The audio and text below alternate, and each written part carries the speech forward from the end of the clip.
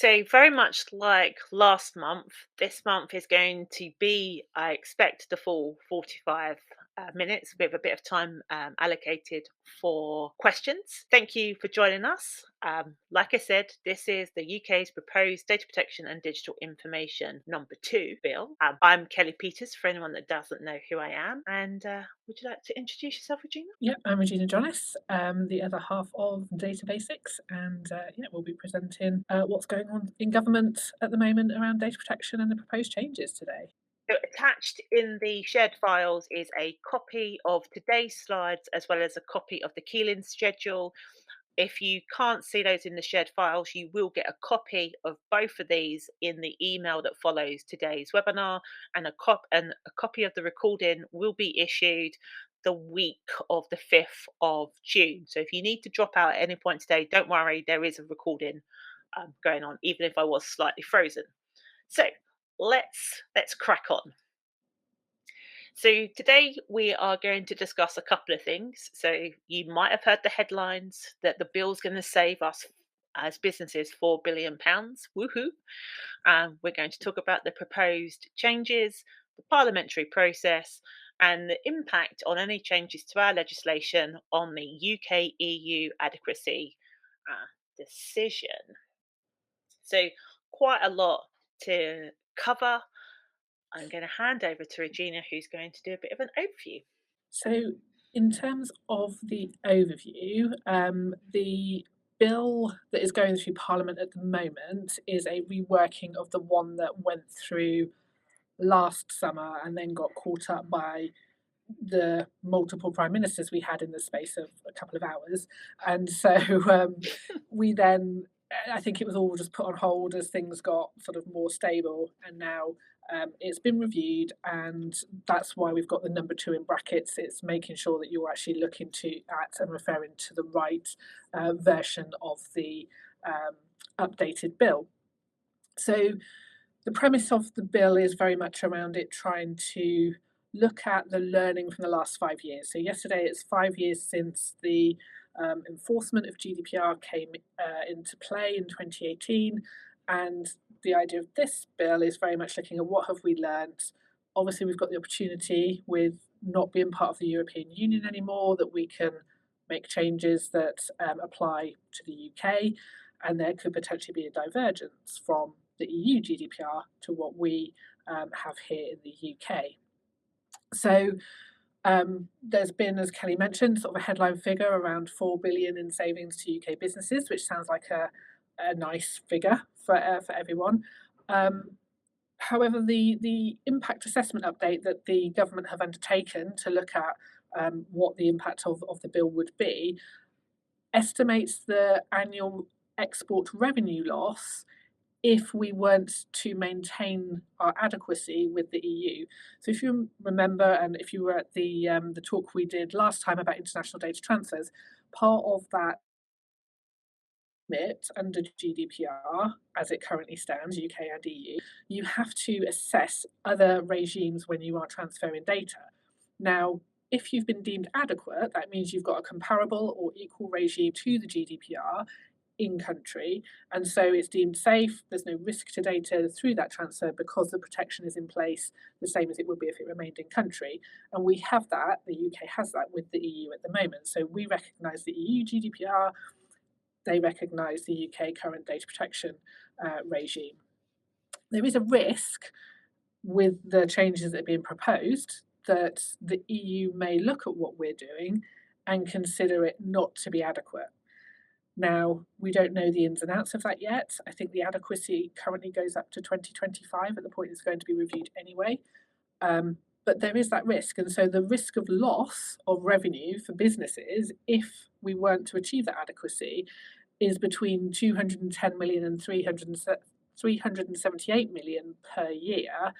And so looking at a decade, and that's what they, in the assessment, they tend to look at, and probably where the 4 billion of savings comes from, you're looking at between 2.10 million, 3.7 billion of loss through the fact that it makes it more challenging to do that transfer of data, or that we're deemed inadequate and that the risk assessments have to be done. So then the savings are potentially deemed to be negligible. So it's just worth bearing that in mind when you're looking at the headline figures, or seeing those headline numbers coming out about how it's going to be great for everybody.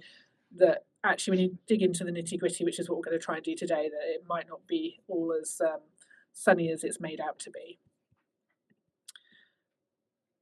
So when having a look at sort of some of those key points, it's based on and will still be called the UK GDPR. So when we left the EU, we took down, as we know, all the laws into UK law, and because we've got the Data Protection Act 2018, that refers to GDPR. It referred to the EU GDPR. We now have the UK GDPR to make sure that that law and legislation still makes sense.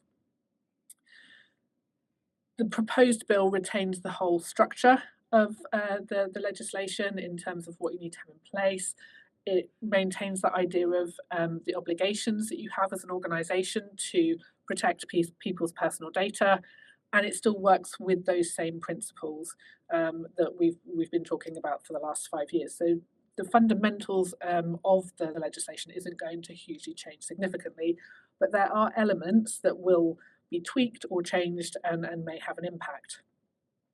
The aim of it is to try and clarify certain areas where maybe we know that it's not black and white, that this is a framework that you work within, and that there are areas of grey, and that people will approach it in different ways, and that open to interpretation element does leave some people frustrated. So some of what they're trying to do now is to clarify that and make it a little bit less grey, or maybe a darker grey and a lighter grey, so it's moving more towards the black and the white.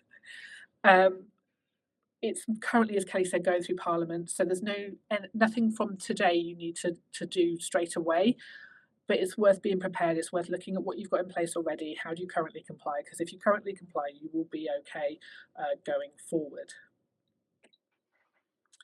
So Kelly, you were going to look at the changes to definitions that are coming.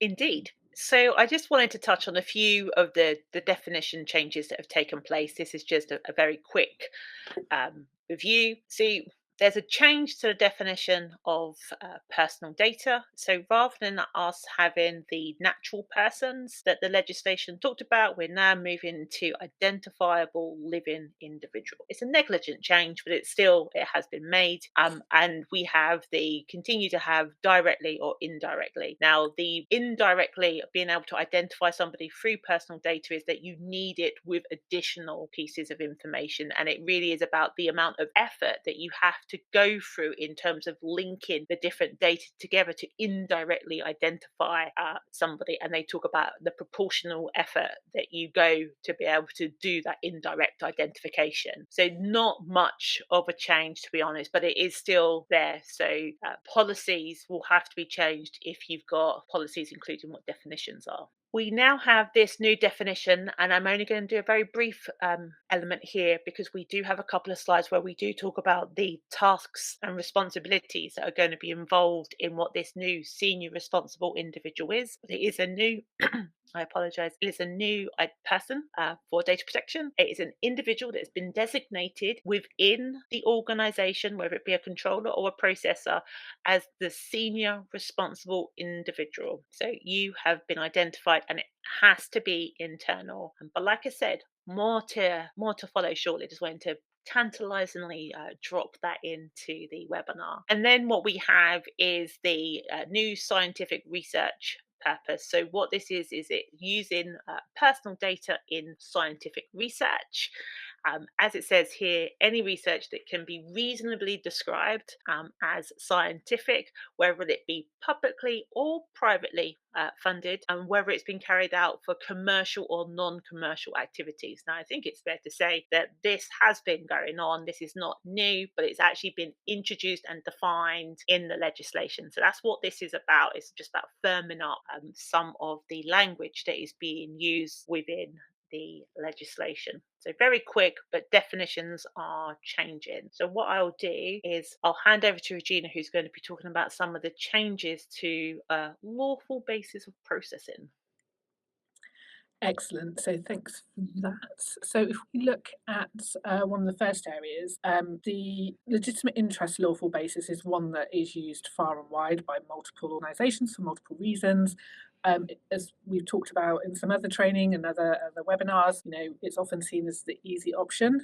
It's not, but what they have done in the legislation now is to put forward a list of recognised legitimate interest assessments, legitimate interest, sorry, which would mean that you don't have to undertake the legitimate interest assessment or the balancing test that's part of that. So rather than every organisation going through the process for sort of similar purposes, doing their own legitimate interest assessment where they're understanding if it's necessary, what the intrusion on individuals' privacy is, there's a list that's being put forward to say these are actually recognised legitimate interests. If you're using personal data, you can rely on legitimate interests without having to undergo that assessment process. Now, at the moment, these are predominantly linked to areas that are considered sort of public interest. So things like national security, democratic purposes, so processing data for elections, safeguarding emergencies, that type of thing. However, what the hope is, I think, is that there will be the opportunity in future iterations to then add to those recognised legitimate interests as they become more clear about where it is something that, yes, this is obviously going to be a legitimate interest, rather than businesses having to reinvent the wheel with their assessment process all the time. So at the moment, it's very focused on what will help the government and public sector bodies, probably more so than not. There's the opportunity in the future that that may expand. So at the moment, they also have then included some example legitimate interests. So this helps you when you're looking at the type of data processing that you're doing to understand where it might be appropriate to use legitimate interests. But it's not saying that it's a recognised one. So you'd still have to undergo that assessment process and make sure the balancing test is done as part of that, so that you can evidence that you've thought about the privacy implications on those individuals whose data you're processing. So this is a really helpful guide for businesses who are thinking about, should I be looking at legitimate interest? Should I be looking at consent? What's the appropriate legal basis for me to use to achieve these outcomes? You can then refer to the legislation and have a look at what the types of examples have been given there. And then if you recognise it in there, then it's more likely that you're going to come out with a positive balancing test when you go through that process. So you can see some of the examples that they've included, things like direct marketing, where you've got data transfers going on between groups of companies, and that's going to be for administrative purposes. And as is currently the case with a lot of legitimate interest, things like security of your infrastructure, your network, your systems, fraud prevention, that type of thing. So again, it's a helpful reference to help businesses understand where it's an appropriate use. And give them that little bit of leg up, rather than having to again start from scratch and do thinking on the hoof. And then at the moment, the legal basis around scientific consent for scientific research, it does sit currently in the recitals, but it's now been brought through into the main body of the regulation. And what this allows, I think partly people don't necessarily always refer through to those recitals and just focus on the main text. So what this is trying to do is to give it more prominence, so that if you're undertaking scientific research, you can ask individuals to be part of that research, even if you haven't fully defined what your research questions are, and you haven't fully identified those purposes of that research. So whilst the consent definition is still about being specific, informed, and affirmative, the fact that you are determining the purposes for scientific research would be qualified enough to meet that criteria, rather than having to be very specific about what the research question is that you're putting forward. And I think opens it up to that multiple questions that may be asked, so that then individuals can give that consent, and companies, organisations can use that information accordingly for those research purposes. So that's a slight promotion for that particular legal basis. And then moving on to the individual rights, I'm sure so many of you will be happy about this. This is definitely a positive change.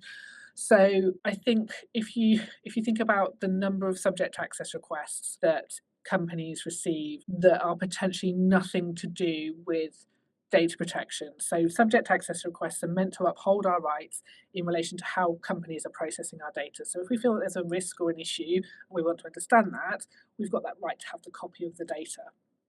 that they hold on us and they're processing on us, and to understand the reasons why, how long it's going to be kept, sharing with all of that information. Unfortunately, it does get used more as a bit of a tool to punish companies if they annoy you.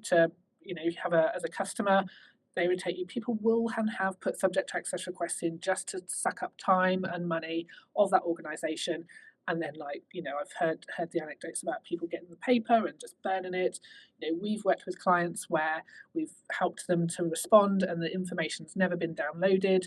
And that's just very frustrating because you want to do a good job, you want to support individual rights, but they're not being put forward for the right reason. They are to cause not distress, but to take that time, effort, resource away from a company. So rather than having a exemption that allows you to rely on manifestly unfounded, which I think is quite hard to prove, what they're changing it to is to, if a request is deemed to be vexatious or excessive, then you can refuse to respond to it. So the vexatious element, the excessive is already there. So if people are putting in repetitive requests, then, and you can evidence that already, you have been able to rely on that exemption. But now you've got the vexatious element, and I hope there will be guidance about what would constitute vexatious. Is it about people trying to circumvent a process that allows them to see data earlier than they otherwise would, say, for example, in a disciplinary process, or if unfair dismissal? If they're trying to get early access to information, that's not an appropriate use of a subject access request. So it will include examples, and so just run through some of those there. However, you will still have to assess each of those on a case by case basis. So, in the same way that a subject access request comes in now, you look at that request, you can't put a blanket policy in place that says we never respond to requests about disciplinary process, because you need to look at what's been done, what's the request that's been put in, why has it been put in, is there a genuine reason, or does it fulfill this element of being vexatious? And if it does, then you can rely on that as an exemption to having to respond. But I think that will hopefully put some companies' minds at risk about the amount of time and effort it takes to respond to them, and also prevent some of those coming in the first place, which will free up that headspace for companies to be dealing with other elements of data protection that need their attention more. Kelly, back to you. Cool.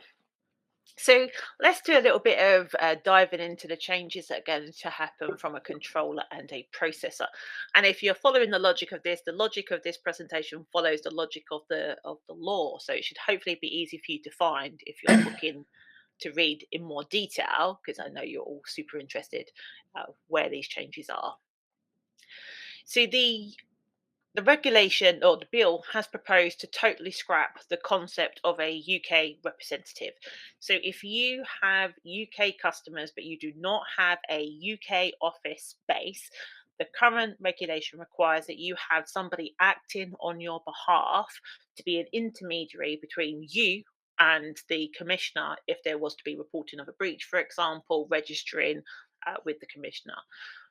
That has been removed. So you can now be based in Europe or America or somewhere else in the world and not have somebody acting on your behalf who happens to be based in the UK.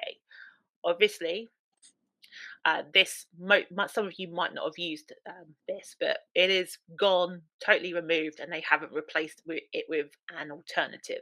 What we now have is the role of the DPO in the bill has been totally removed from the legislation. So it's all been striked out, and it has been replaced with what is called a senior responsible individual. So what this is that it applies to public bodies and any organization that is processing personal data even that's likely to result in a high risk to individuals' rights and freedoms. So what we would hope, very much like they do with DPIAs at the moment, that there will be very clear guidance as to what is deemed to be high risk. But at the moment, the two requirements are you will need to appoint a senior responsible individual if you hit either of these components. The role has to be in house. So you have to explicitly identify somebody at a senior level. So this isn't about assigning this to a junior member of the team. They have to be senior and you must appoint internally.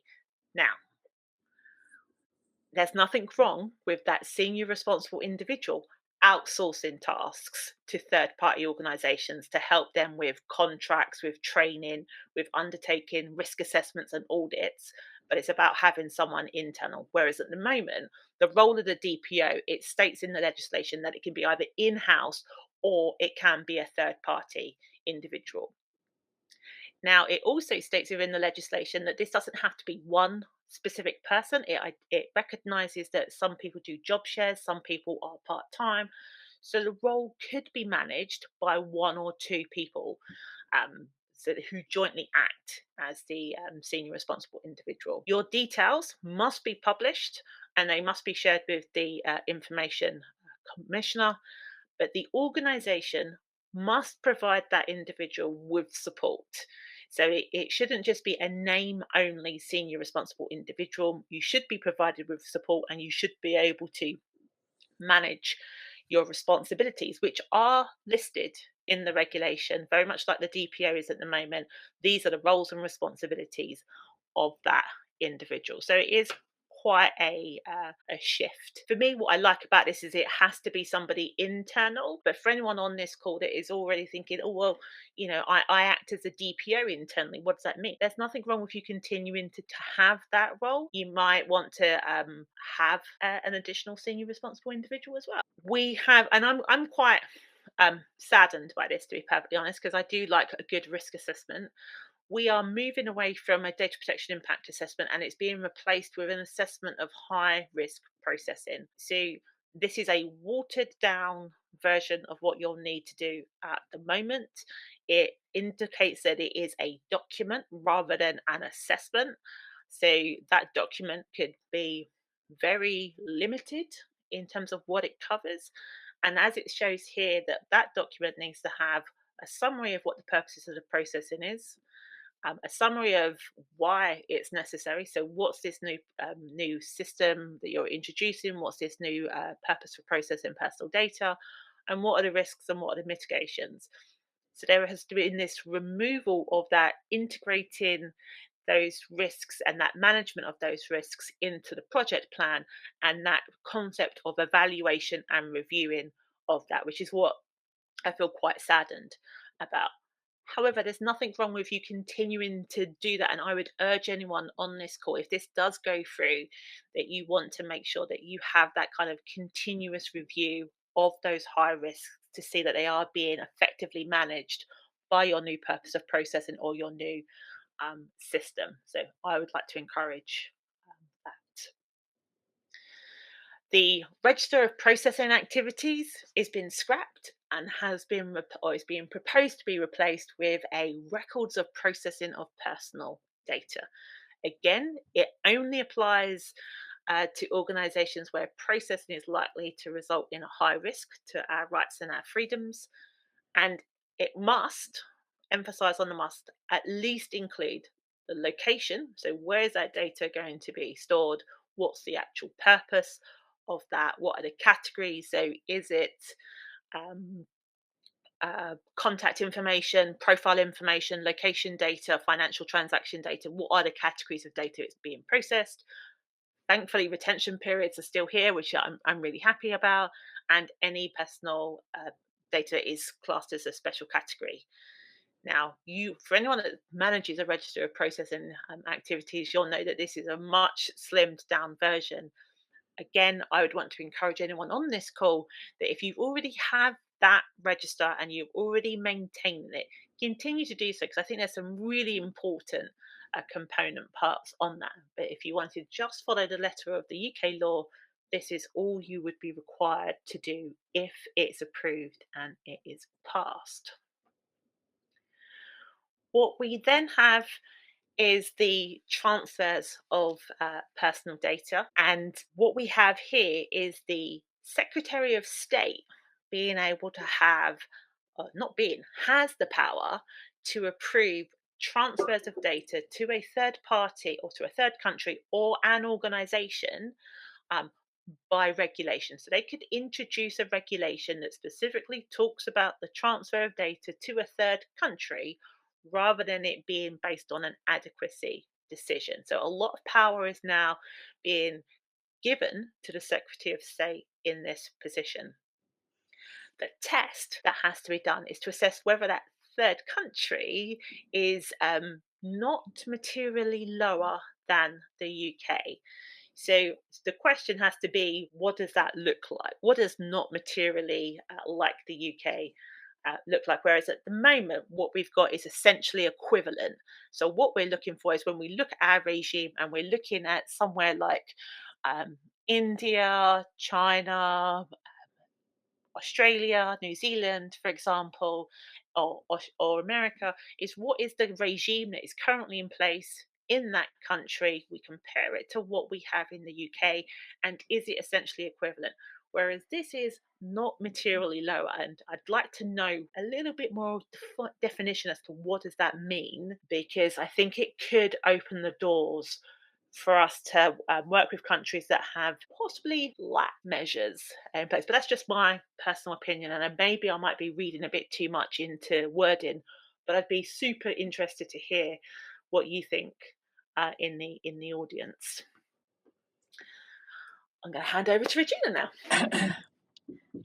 So there are also a few changes that are being introduced within the Privacy Electronic Communications Regulations, so PECR, as it's otherwise known, which focuses very much on that link up between, it does link closely with GDPR, but it's very much looking at how you communicate with individuals in an electronic way. So email, SMS, telephone, and everyone's favourite, cookies. So again, there's been some great headlines here about how cookie banners are the bane of everyone's life, which I agree with, largely because of the way they've been implemented rather than the requirements.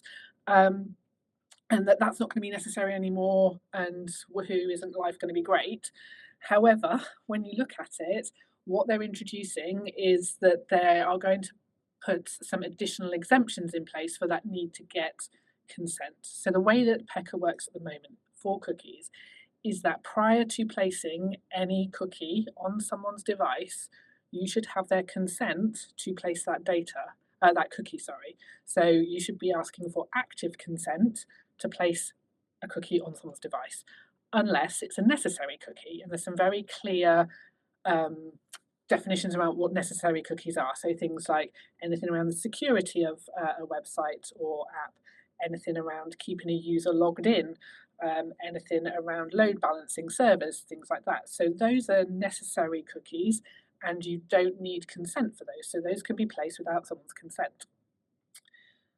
What they're adding to is some of these ones in allowing those to be placed without someone's consent, which is things like user preferences. So that might be the language that it's being presented to you in. It might be about formatting of the page in terms of if you set up a particular profile, that's maintained. Analytics for improvements of the website. So it's a very specific purpose of that cookie relating to analytics cookies. So it's about making improvements to the website and security updates. So again, making sure that it's maintaining its security and not putting individuals at risk. So those are now, or will be, on that list of exemptions and can be classed as strictly necessary cookies. You still have to be given an easy way to opt out. So in terms of all the other for those cookies, so for analytics, potentially to still be able to opt out, and that has to be an easy way for people to do that. So you might have some strictly necessary cookies where they will always be placed, and then some that you don't need to have consent, but people can say no to. But all of those, you'll notice there's nothing there around marketing, retargeting, advertising, nothing there. Those all will still require someone's consent prior to a cookie being put onto their device. There's still no justifiable reason why you'd be losing legitimate interest for cookie placement. So again, we shouldn't ever have to be going through lists and lists of legitimate interest to turn them off. What I would say is, whilst that's obviously potentially quite good for, businesses use Google Analytics for that insight into how data is collected, but you've got that, the internet isn't limited to the UK, and the e-privacy requirements in Europe have not necessarily changed in line with that. So you need to consider again where your target market is, who's going to be visiting your website, so Mhm. that you know whether or not you can rely on that particular exemption or not, or if you can do it by location and make that change accordingly. So in terms of the questions, So so I think in terms of the two questions there, cookies, I think Google is moving to a cookieless approach for third-party its new cookies. GA4 Mhm. for third-party cookies, but they will still have there'll still be a an element of the way in which cookies work currently.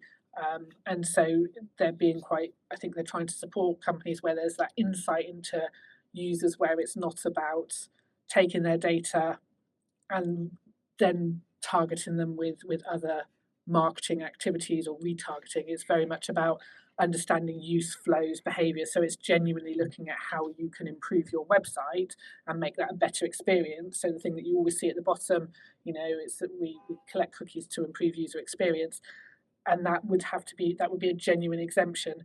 But for the retargeting, marketing, things like that, then that's going to be that won't be an exemption. That will still require people's consent to agree to those. Um, but we'll keep an eye on what's in terms of the tech side, in terms of what's happening with the cookies and Google Analytics 4 and how that's working. But certainly they're looking at trying to reduce the amount of potentially identifiable data that they're collecting through cookies. So and it'll be interesting. I think it's fair to say that the second question was where for analytics on pages accessed by a user when they're visiting under this new definition would be classed as necessary, so that you wouldn't need consent for that. And the other the other change that will be welcomed, I imagine, across the board by many charities that we know and work with, that soft opt-in for direct marketing will now be available to non-commercial organisations. So what you've got at the moment is that you need to have, under PECR, you should have prior consent before marketing to individuals via email or telephone or SMS. Now, um, commercial organisations can currently rely on the fact that if somebody goes through your purchase process and buys a product or service that you offer, you can then, as long as you've offered them the opportunity to opt out of receiving marketing through your purchase process, you can market similar products or services to them based on that relationship you have with them as a previous customer. That hasn't been available to political parties or charities. So charities haven't been able to contact previous donors unless the donors have consented as part of the donation process to receive further marketing or fundraising requests. And that's hugely frustrating for charities because obviously a lot of the time they will have good relationships with their donors, or they want to be able, if somebody's donated to a charity, it's likely that they believe in it, support it, and would want potentially to hear from them in the future. So that shift will allow for charities to be able to contact previous donors under this soft opt-in approach. And again, you still have to make sure you give them the opportunity to opt out. So that is a positive thing for charities being able to maintain those relationships. And similarly, I think if we look at the Information Commissioner's Office website, what we'll see is that there's always, at the moment, there's been a lot of focus on PECR and fining companies under PECR, and at the moment that only goes up to 500,000 in line with the old Data Protection Act. The fines are being proposed to increase in line with GDPR, and I think the activities have been high in the last year, and this has certainly been where the ICO have focused their attention. So again, I think it's going to be more. There's going to be more impetus to try and make sure that marketing is done correctly. Things like TPS checks, telephone preference service checks, corporate telephone preference service checks, making sure your marketing databases are up to date is going to increase companies' priority, because getting it wrong will be vastly more costly. So what I'd say is to review, a good step now is to start reviewing your marketing activities and your cookies in line as this bill goes through, to make sure that you've got that appropriately set. But bearing in mind, obviously, with anything internet-based and where you're marketing into Europe, you still need to be aware of what's required on that side of the channel. So, what's happening with the commissioner in the eyes of the new regular or the new proposed bill? So we are going to the role of the information commissioner is being removed and being proposed to be replaced with an information commission. So it'll be something like Ofgem, for example. So rather than it being an individual, it will be an organizational entity. Now, the Secretary of State, and if you do read the legislation, the proposed legislation, the Secretary of State comes up a lot in this. So the Secretary of State can set the strategic priorities of the Commission. They can order the office, the commission, to produce good practice codes, which I think is not a bad thing. And obviously, it can reject vexatious and excessive requests from complainants. So there will be a shift in terms of who will be overall responsible for the data protection regime and the privacy electronic communications regulations going forth. So, one to watch out for, because it'll be interesting to see what that looks like and what the Secretary of State thinks are the strategic priorities. So, what definitely watch this space. I'll be interested to see where this goes, especially as we're the messages that have been received is we want to be a country that's open to big tech, digital transformations, and that. So, like, what are the directions that are going to be given by the Secretary of State to the Commission? I think it'll be interesting to watch that from that, independence. At the moment, it's Oh yeah, independent of government, and what will be the shift in that strategy, and is there any tension between maintaining good privacy protection for the UK citizens versus money that can be made from opening up the data borders, to put it bluntly? So yeah. I I'm think that's sure a we'll be focusing on that in the coming months. Absolutely. And hopefully, what you've heard throughout today's webinar is if you are solely a UK based company where you do not have any customers or don't do any kind of sales to Europe, then all you need to be focused on is this new bill and how it affects you as an organization. If, however, you do have a customer base in Europe, you do sell goods and services to Europe, you do monitor activities of European individuals, then you have to adhere to the EU GDPR. Now, at the moment, the EU GDPR is not changing.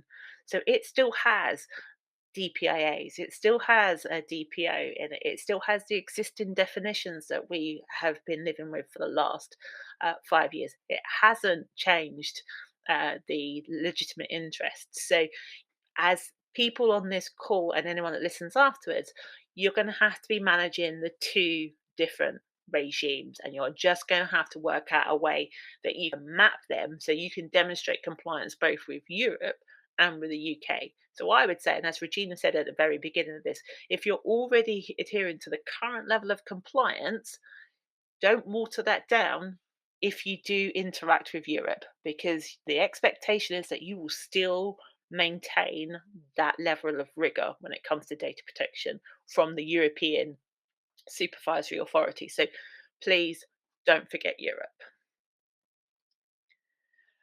So, questions.